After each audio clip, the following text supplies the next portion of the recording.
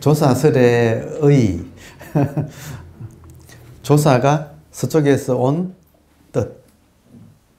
달마 스님이 선종의 초조인데 인도에서 지금 중국으로 이렇게 건너온 뜻. 이제 그게 지금 진리를 상징하는 말이 되었습니다.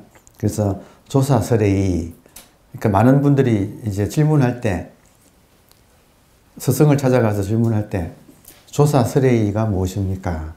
조사가 달마 스님이 서쪽에서 온 뜻이 무엇입니까? 이렇게 질문을 많이 했어요.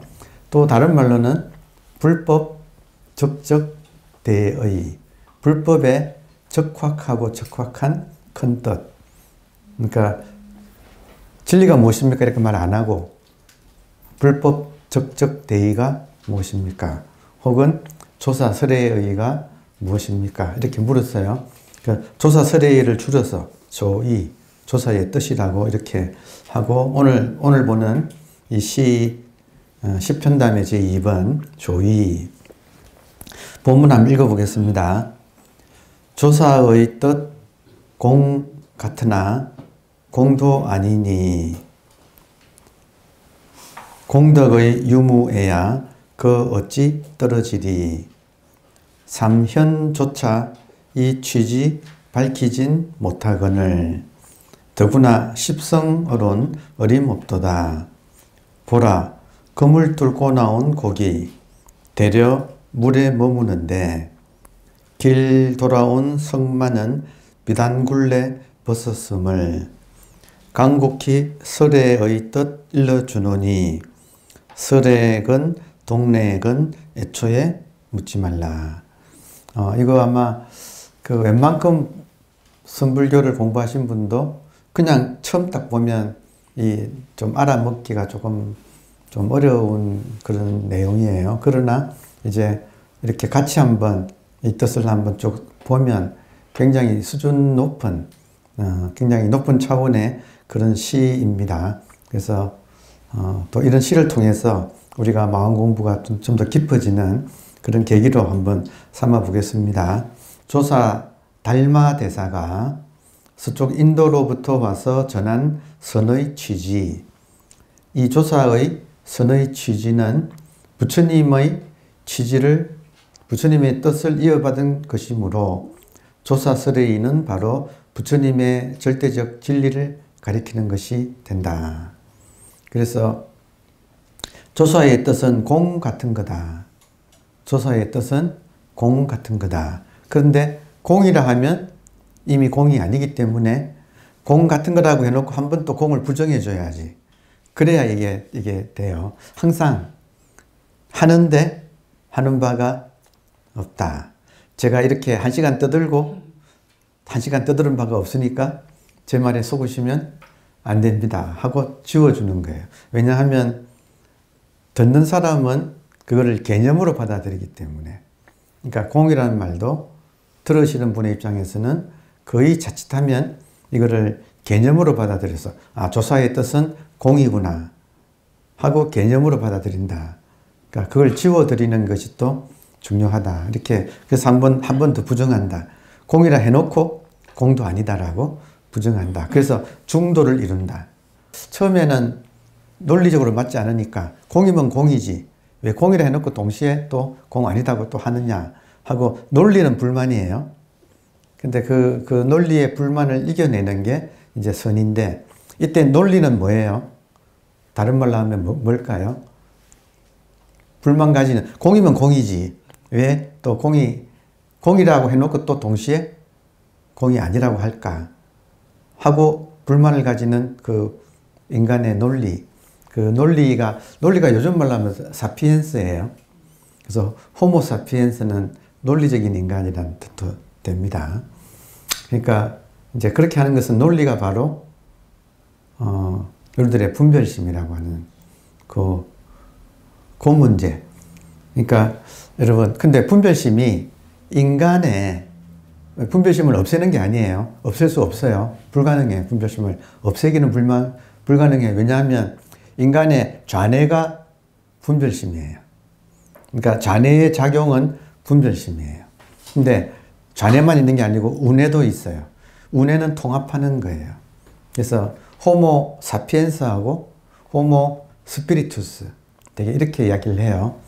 좌뇌의 인간은 호모 사피엔스, 또 우뇌가 발달하면 호모 스피리투스, 지금 정신, 또 의식, 뭐 이런 말을, 의식은 통합하는 뜻을 가지기 때문에, 그러니까 분별과 통합이라고도 하고, 이 선어록에서는 평등이라는 말이 많이 있어요. 차별과 평등.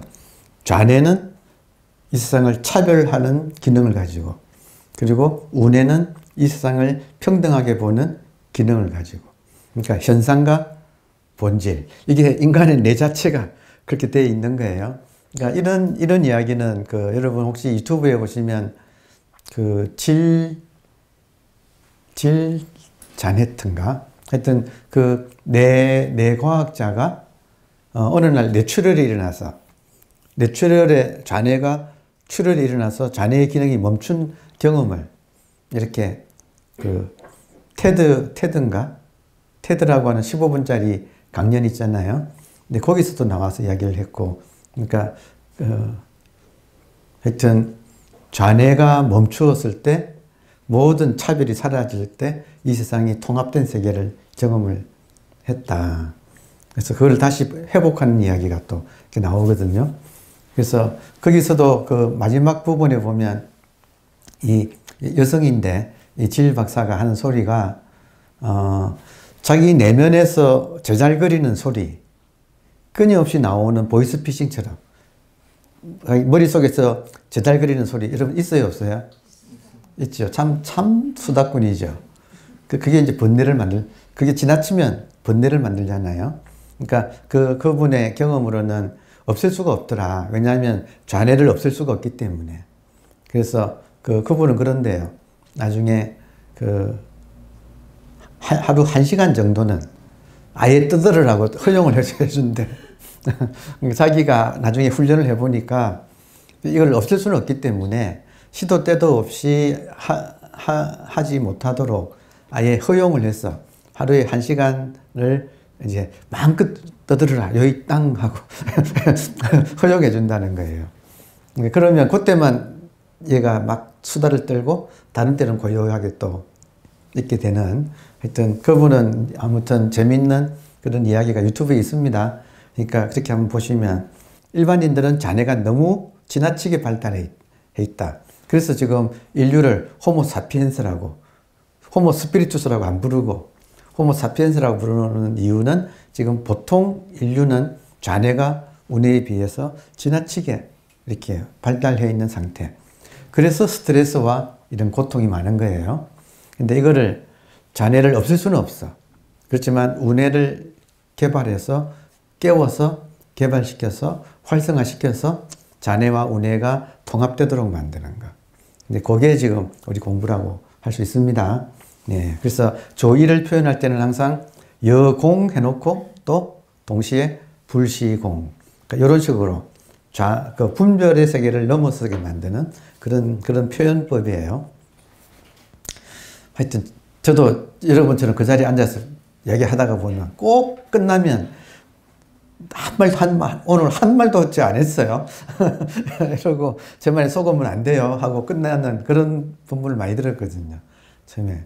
그래서 아니 실컷 떠들어 놓고 또 한 말도 안 했다.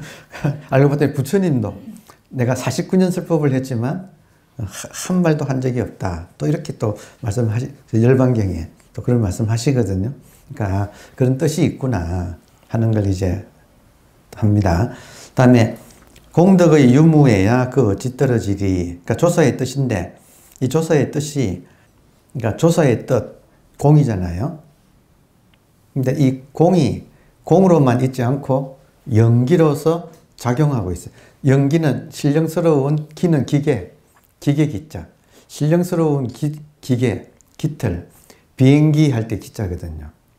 그러니까 신령스러운 기계로서 또 이렇게 작용을 하고 있어서 그것은 유무공덕에 사로잡히지 않는다. 유와 무를 초월한다. 그런 뜻이에요. 그러면 항상 이야기할 때 공이 그냥 공이 아니고 신령스러운 공이다. 이해되세요? 공을 좀 더 우리 피부에 와닿게 말을 해본다면, 이 허공, 또 허공을 조금 더, 또 좀 더 구체적으로 말해본다면, 현대식으로 용어를 쓴다면, 공간. 그러니까 지금 우리가 공간 속에 있죠.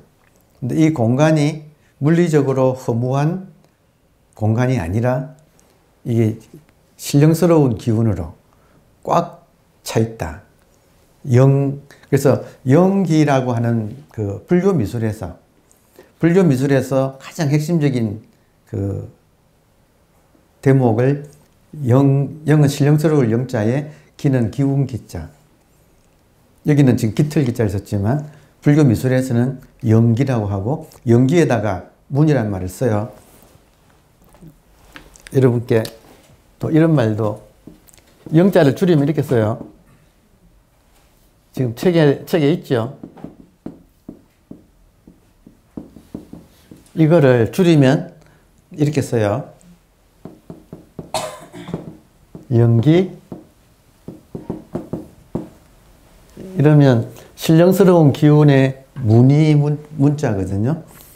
신령스러운 기운의 문이. 이게 이제 이 공간이 지금 텅 빈 공간이 아니라 지금 이 의식이라고 하는 살아있는, 그러니까 생명 의식으로 이게 꽉 차 있어서, 그것이 불교 미술하는 분한테는 그 사람의 한 정신이 순수해질 때 그냥 그리는 게 아니고 아주 열심히 수행을 해요. 그러면 그분들한테는 마음이 맑아졌을 때 천안이 열리고, 천안이 열리면 이 공기 혹은 이 공간이 그냥 공간이 아니고 이 반짝이는 뱅글뱅글 돌아가는 이 에너지 알갱이로 이게 꽉 차 있는 것이, 그러니까 문득 이렇게 탁 눈이 떠질 때가 있어요. 그러면 모든 불교 미술의 기본은 연기문이다. 그러면 여기 팽팽 돌아가는 이거를 이제 연기문이라고 했어. 그곳의 연결, 그 돌아가는 알갱이들이, 그러니까 돌아가는 것이 꼭 말하자면 고사리가 요렇게, 고사리 오므렸다가 딱 필 때 있죠.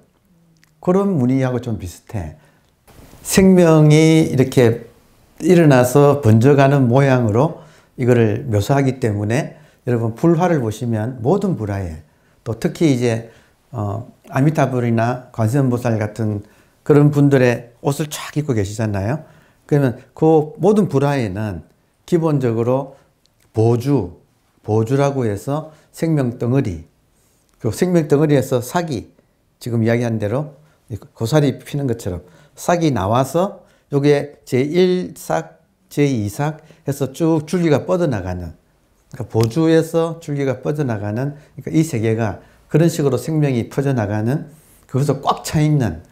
그래서 하여튼 고려불화 같은 거 볼 때 깜짝 놀라는 것은 그 관세음보살 같은 분이 입고 계시는 옷에 이 보주가 있고, 보주에서 온갖 이 생명의 기운이 뻗어나가서 온몸에 꽉 차 있는, 그러니까 그런 식의 옷을 입고 계신다 이거예요.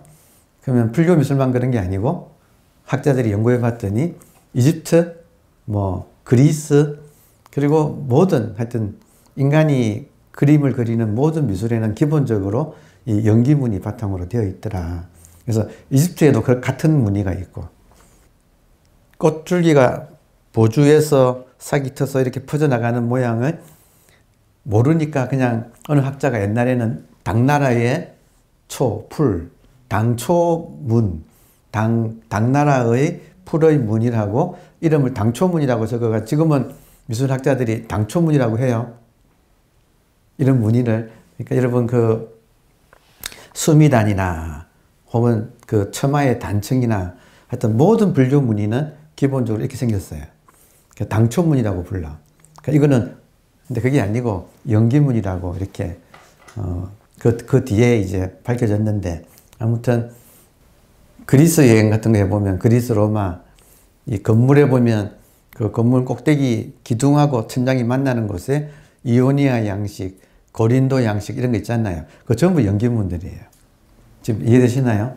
그러니까 동서양을 막론하고 인간이라면 모든 것이 생명이 피어나는 이 모습을 가지고 이제 그 미술이 시작되었다. 이걸 표현하느라고. 이해되죠? 인간도 뭐 생명 덩어리인 거지. 그래서 아무튼 그런 의미에서 연기, 이 신령스러운 기운으로 꽉 차 있다. 그리고 이것을 우리가 아는 사람은 이걸 안다. 네, 이거 그냥 죽은 공이 아니고 신령스러운 에너지로 꽉 차 있는 이 공이다. 이제 그런 뜻이에요. 그것은 공덕의 유무, 있다 없다 하는 이런 데는 떨어지지 않는다. 자, 그 뒤가 재밌어요. 삼현조차 이 취지 밝히지 못하거늘 더구나 십성으론 어림없도다. 그러니까 보살이 수행하는 과정에서 초반부를 현이라고 현명하다고 하고 그 뒤에는 성스럽다고 한다 이거예요. 그렇게 좀 보살의 내용, 수행 내용을 좀 구분한다. 그러니까 요거는 지금 화엄경 체계를 이렇게 가져온 거예요. 이 선사들이 여러분 선에 만약에 교학적인 논리를 깐다면 화엄이에요. 그리고 특히 한국에서는 한국서는 화엄에 아주 철저하게 화엄에 바탕을 둬요. 누구 때문이죠? 어상대사. 예, 어상대사가 중국에 유학을 가서 중국 장안에 유학 가서 화엄종의 3대 조사. 그러니까 당신의 사제가 중국 3대 조사가 되고 당신은 같은 3대 조사의 입장에서 한국으로 그러니까 신라로 와가지고 신라의 화엄종의 초조가 되는 입장이에요. 그러니까 중국 걸 따지면 3대 조사예요. 어상대사가. 그래서 한국에서는 참선을 해도 기본적으로 어상 스님의 이 화엄경을 먼저 배우고 참선한다. 어쨌든 지금 화엄경에서 기본적으로 이거는 앞으로도 계속 자주 나오는 거니까 오늘 한번 확실하게 배웁시다. 이 부분. 좋아요? 네.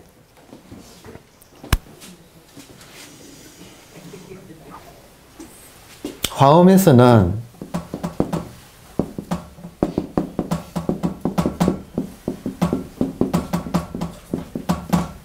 보살의 계위를 화엄에서는 이제 수행해서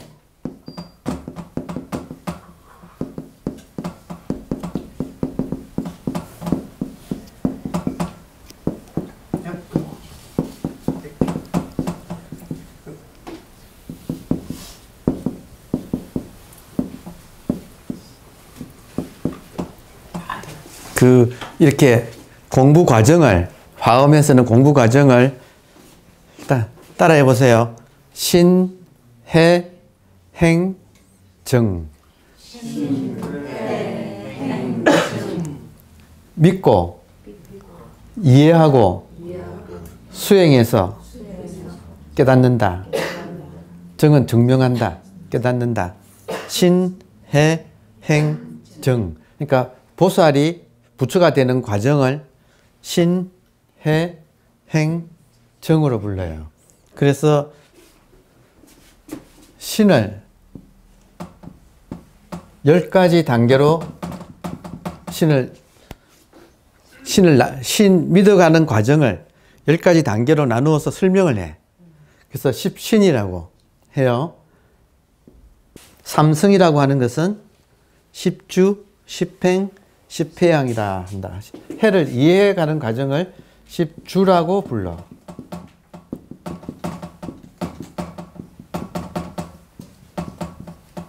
열 가지 주, 10가지 머무는 곳, 이해하는 과정을 아직 머무는 곳이 있다는 그런 뜻이에요, 사실은. 그래서 십신, 십주, 그리고 행은 둘로 나누어 가지고 여기 나오는 게 십행, 십행과 십회향. 행이 역시 수행이 가장 복잡해.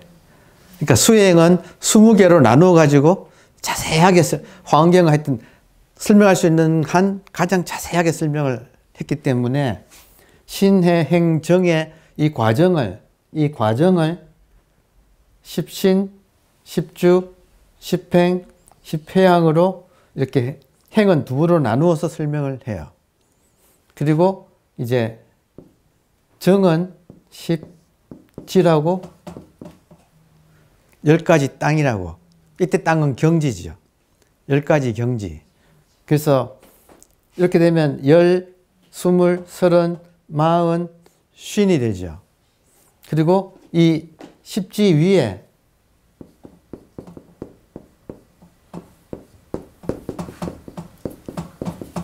등각, 묘각을 넣어서 묘각이 최종적인 깨달음이에요. 화엄경에서 이 우리 마음 공부 전 과정을 이렇게 52로 나누어서 설명을 했다. 그래서 십신, 십주, 십행, 십회양, 십지, 등각, 묘각. 묘각이 부처의 경지예요. 등각까지는 보살의 경지. 자, 그래서 십신은 초보 단계라서 십신은 아예 초보로 하고 십주, 십행, 십회양 3개를 삼현, 3가지 현명한 단계, 현인의 단계, 삼현이라고 불렀고 십지를 지금 성이라고 성인의 단계, 삼현과 성인을 이렇게 나누어서 말을 했다. 그러니까 이 화엄의 이 과정 관계를 가져와 가지고 이 지금 여기서 책에서는 설명하고 있다. 됐나요? 예. 그래서 이렇게 한번 이제 딱 배워두면 화엄경을 다 배운 거예요. 선에서는 자세하게 볼 필요는 없어요. 근데 이런 식으로 우리 공부를 십신, 그다음에 뭐예요? 십주, 십행, 십회양, 십지, 그리고 등각, 묘각, 그리고 50. 자, 그런데 이것을 화엄경에서는 이걸 자세하게 풀이해 놓고 사람들이 조금 더 한 번 더 복습시키려고 선제동자라고 하는 이 구도자를 등장시켜서 선제동자가 52명의 스님식을 만나면서 차츰차츰 깊어간다. 그렇게 또 설명을 또 해요. 그러니까 이거는 이제 앞에는 이론이고 이제 실제의 예를 이제 보여주기 위해서. 그래서 이 법계품이라고 해서 제일 뒤에 화엄경에 설명을 다 해놓고 제일 뒤에 가면 이 법계로 들어가는 품에서는 선제동자의 이 구법 여행을 쭉 이야기를 해요. 그러다가 그 52명의 선지식에서 마지막에 가면 이 묘각으로 가면 묘각은 제일 처음하고 같게 된다고. 그래서 제일 첫 선지식을 한번 다시 만나게 해. 끝에 가면. 그래서 53명이 나온다고. 50선제동자가 53분의 선지식을 만나서 깨닫게 되는 이야기. 이게 선제동자의 입법계품, 그 화엄경의 내용인데 재밌는 거는 제일 뒤에 가면 첫 번째 문수보살을 다시 만난다. 처음에 문수보살을 만나서 시작하는데 끝에 가면 다시 만난다. 그 중간에 관세음보살 만나는 이야기도 나와요. 그러니까 선제동자가 관세음 바닷가에 계시는 관세음보살을 만나는 그 장면을 고려불화에서 가장 많이 그렸어.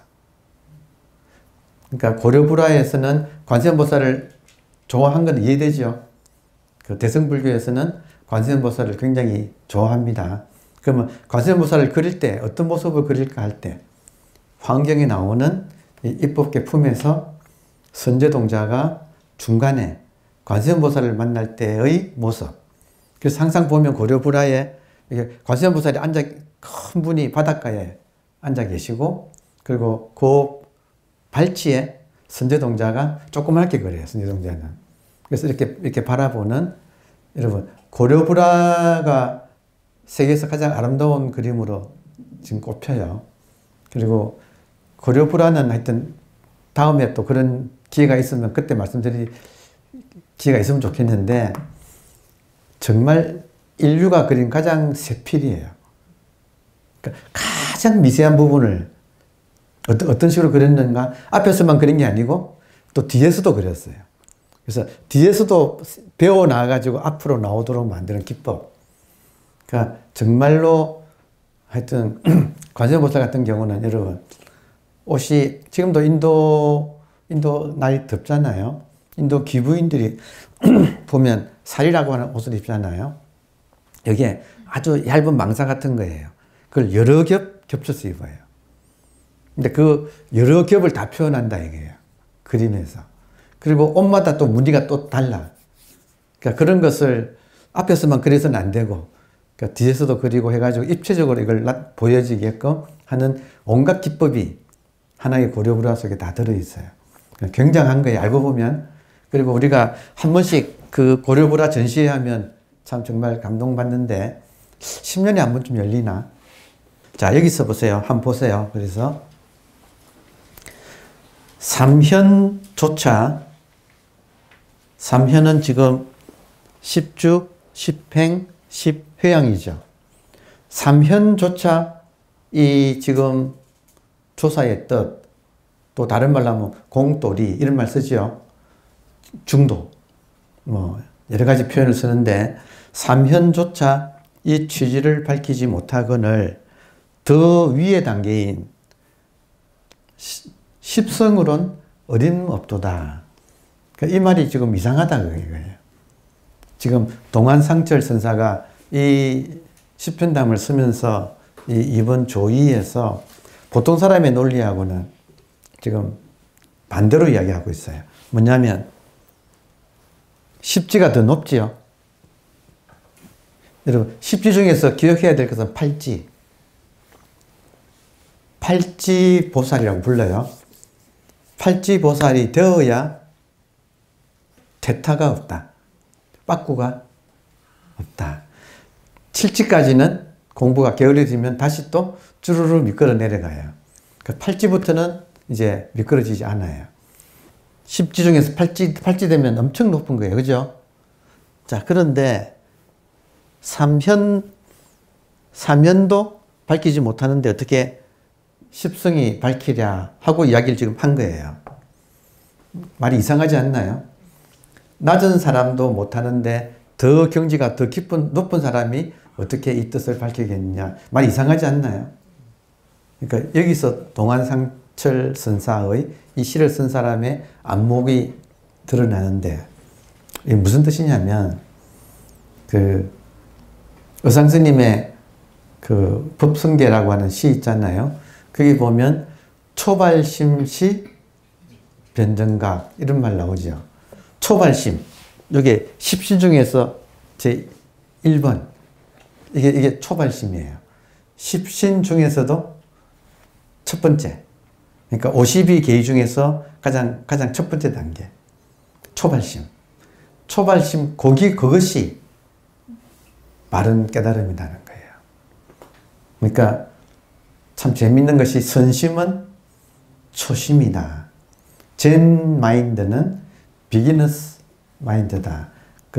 여러분, 이 중에서 가장 공부 늦게 시작한 사람이 제일 높다 이거예요. 이게 뭐냐면, 아이러니 보세요. 여기 이제 해설에서도 조금 이따 보면 나오는데, 지금 아이러니 한번 보세요. 본래 집이 완성됐던 곳이다 하는 거예요. 그래서 본래 집에서 우리가 집을 나와서 지금 헤매는 게 중생이에요. 맞아요? 그러면 중생은 집을 나와서 헤매는 중인데, 집으로 돌아가기 위해서 우리가 마음공부를 하잖아요. 근데 뜻밖에도 마음공부 한다고 해가지고 더 멀어진다는 거예요. 왜냐하면 탐진치, 세간의 탐진치에다가 출세간의 탐진치를 덧붙인다. 지금 이해되세요? 요거 재밌는 부분이에요. 그러니까 이게 왜 이런 소리를 하느냐. 완전히 깨닫고 보니까 처음하고 똑같더라는 거예요. 이게 지금. 그러니까 이렇게 동그라미하고 같다는 거예요. 출발점이 다 돌아나면 출발점으로 돌아오더라는 뜻이에요. 그러니까 한 바퀴 돈 사람이 한 소리예요. 이 말은. 보세요. 그러면 이 출발점에, 자,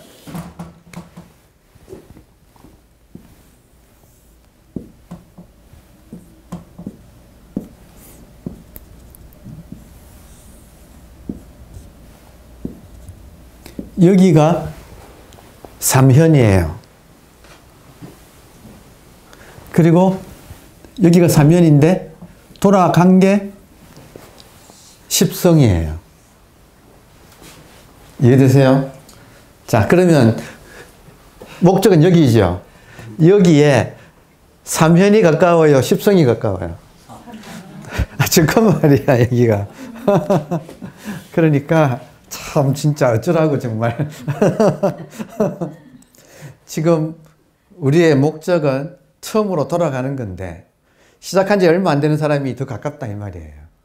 근데 공부를 열심히 한 사람일수록 멀어진다. 멀어졌다가 다시 돌아오는 공부예요. 그러니까 이 공부할 때는 초심자일수록 우리가 존경해야 돼. 우리보다 더 가까워. 지금 그 뜻이에요. 그리고 한번 보세요. 삼현조차 이 취지 밝히지 못하거늘 더구나 십성으로는 어림없도다. 지금 들어옵니까? 예. 지금 이거를 알고 우리가 공부를 하면, 아, 이게 무조건 직선이 아니고, 우리 공부는 직선이 아니고, 이게 원이구나. 그래서 처음으로 돌아오는 공부구나, 이게. 처음으로 돌아온다, 이 말을 천진난만해진다, 이렇게. 천진. 그러니까 천진이 우리 공부의 목표다. 이렇게 말을 할 수 있어요. 이해되나요? 자, 다음에, 보라. 검을 뚫고 나온 고기. 되려 물에 머무는데. 참 이거 아름다운 표현이에요. 그물을 뚫고 나온 고기가 도리어 물에 머문다. 이때 그물은 우리 세간에 여러 가지 욕망이 들끓는 이 세계, 그걸 그물이라고 해요. 근데 거기서 나왔는데 그 나온 고기는 오히려 물에 다시 머문다. 그러니까 깨달음에 집착하는 것을 그물을 뚫고 나온 고기가 오히려 물에 머문다라고 표현을 해요. 그러니까 세간에서 출세간으로 나오는 게 초기 불교의 이상, 아라한인데, 보살은 그 물에 출세간에 머물지 않고 다시 세간으로 다시 들어간다. 왜 들어가요? 그러니까 두 가지 뜻이 있어요. 왜 들어가는가? 첫 번째는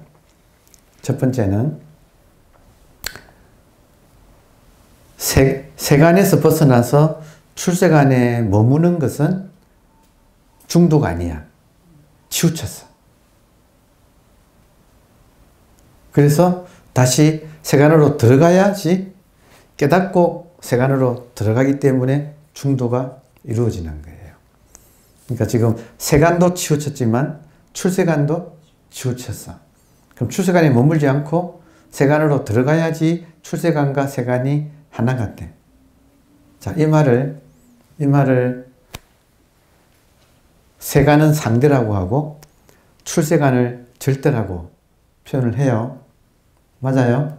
자, 보세요. 그러니까 상대를 벗어나서 절대가 된다 하면 이 절대는 상대의 반대말로서의 절대라서 진정한 절대가 아니에요. 맞아요? 맞죠? 그러면 진짜 절대는 뭐냐? 진짜 절대는 상대가 되어야 진짜 절대야. 아, 이거 참 어려운데. 공부가 지금은 세간이라고 하는 상대 세계에서 살고 있어요. 근데 이것이 싫어. 그래서 어떤 깨끗한 세계인 절대를 동경해가지고 공부를 해서 절대를 이제 알게 돼. 근데 그것도 머물면 거기도 상대야. 왜냐하면 상대를 벗어난 절대는 상대적인 절대예요. 오케이? 예. 완전하지 않아. 진짜 절대가 되려면 절대에 머물지 않고 다시 상대로 와가지고 상대가 절대가 되어야 진짜 절대예요. 이게 지금 이 선이라고 하는 이 세계가 얼마나 깊은가 하는 것을 이야기를 해주는 거예요. 기독교적으로 표현해 봅시다. 기독교적으로 표현하면 하나님이 이 세계를 만들어 놓고 이 세계하고 떨어져서 가만히 팔짱 끼고 이 세계를 보고 있는 것이 그건 하나님이 아닌 거예요. 진짜 하나님은 이 세계를 만들어 놓고 이 선과 악이 뒤섞여 있는 상대세계를 만들어 놓고 당신이 절대이기 때문에 진짜 절대가 되려면 상대로 들어와서 상대의 가장 낮은 곳에서 임해야 그 진짜 절대야. 이해되나요? 그래서 지금 우리 공부가 이제 여러분 보세요. 내가 있으면서 절대를 한번 의식을 한번 깨닫지요. 오케이? 내가 나이면서 의식을 깨달아요. 근데 이 사람한테는 어떤 느낌이냐면 나는 나고 의식은 의식이야. 오케이? 이게 1차적인 상태예요. 나는 의식을 챙겨야 돼. 그래서 그 기간이 한참 가요. 의식을 소라고 하고 소를 챙기는 것을 모구, 소를 친다, 소를 기른다. 이것이 반드시 필요해요. 이 기간이 사실은 공부의 가장 핵심이에요. 이걸 수행이라고 해요. 보조진율 같은 고성도 나는 소를 기르는 사람이다, 길들이는 사람이다 라고 스스로를 불렀어요. 그 정도로 이 기간이 중요해요. 자, 그런데 보세요. 내가 있고 본질인 의식이 있다는 걸 깨달았어요. 근데 여전히 나랑 본질이 나누어져 있어. 나는 본질을, 의식을 계속 챙겨야 돼. 이해되나요? 자, 그러다가 이것이 모구가 되면, 깊어지면, 많이 익숙해지면, 이제 의식을 안 챙겨도 될 정도가 된다. 소를 치면, 소를 이제 타는데 소가 타도 소가 날뛰지 않고 알아서 집으로 쓱 돌아간다. 그러니까 소를 타고 피리 부는 그런 그림 있잖아요. 소를 기르면 기를수록 소를 타게 된다. 그래서 가만히 둬도 이제 소는 집에서 안 나가고 집으로 오히려 돌아간다. 그렇게 되면 보세요. 나의 입장이 상대 세계의 나에서 절대인 의식을 상대하다가 이제 익어지면 점점 하나가 돼. 이게 지금 핵심이에요. 오늘의 핵심. 오늘의 핵심. 처음에는 우리가 상대 세계에서 살아온 습관 때문에 의식을 깨달아도 나 따로 의식 따로라서 계속 의식을 챙겨야 돼. 잡았다가 놓쳤다가 잡았다. 이게 모구 과정. 소를 기르는 과정. 이 반드시 필요해요. 근데 익어지면 절대 입장이 돼버리면 절대가 진짜 절대라면 절대에 머무는 게 아니고 상대로 나와야 진짜 절대가 된다. 오늘 하는 이야기는 굉장히 이 수준 높은 이야기예요. 그래서 보세요. 여전히 내가 상대에 있는 나는 에고잖아요. 에고가 절대인 의식을 계속 챙기는 과정. 이건 어쩔 수가 없어요. 근데 익어지면 상대가 녹아. 상대의 나가 녹아야. 그러면 절대의 나가 되면 그 절대의 나는 절대에 있을 필요가 없어. 자기 절대니까. 그러니까 기꺼이 그물을 뚫고 나간 물고기가 물에 갇히는 게 아니라 다시 상대 세계로 돌아와서 상대 세계에서 뒹굴어야 진짜 절대예요. 그래서 지금 이제 이 공부가 이렇게 깊어요. 그러니까 일반적인 명상은 세간에서 출세간 쪽으로 고요한 세계로 나가는 거라고 할 수 있어요. 신선이라는 것도 신선도, 그것도 명상이에요. 신선의 세계는 도시가 너무너무 시끄럽고 이게 복잡해서 산속으로 계속 들어가는 게 신선도예요. 오케이? 그래서 이제 날개가 돋아가지고 우화등수는 날개가 돋아가지고 아예 하늘로 올라가 버린다고 신선에서 말하잖아요. 근데 대성불교에서는 신선이 우화등선하는 게 아니고 날개가 돋아가지고 하늘로 올라가는 게 아니고 진짜 절대가 된 사람이라면 상대로 나와서 자유자재로 해도 물들지 않기 때문에 그게 진짜 절대다. 지금 그 차이점. 오케이?